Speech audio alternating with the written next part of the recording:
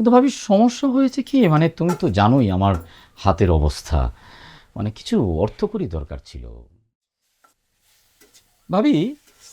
ওই ঢাকা থেকে আমার কিছু গেস্ট আসবেন।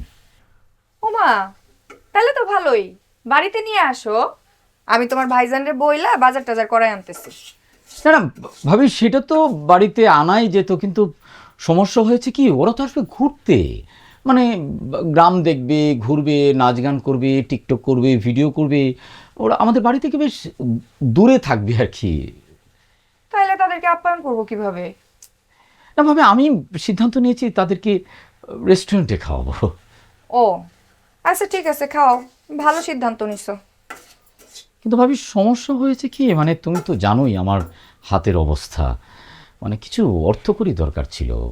মানে এখন, মানে তুমি ছাড়া তো আর আমার, মানে তুমি ছাড়া তো আবদার করার মতো আমার আর কেউ নেই, এই জন্যই।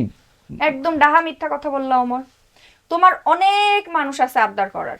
তুমি অনেকের কাছেই আবদার করো, যখন কারো কাছে পাও না তখন তোমার ভাবির কথা মনে পড়ে। কিন্তু আমার কাছে আইসা কোনো লাভ নাই ওমর। আমি তোমার এইবার সাহায্য করতে পারবো না। আমার নিজেরই হাত খালি। তার উপরে তুমি সেদিন যে এই কাজটা করছো, তোমার ক্লাব সংস্কারের সমস্ত টাকা দিলাম আমি।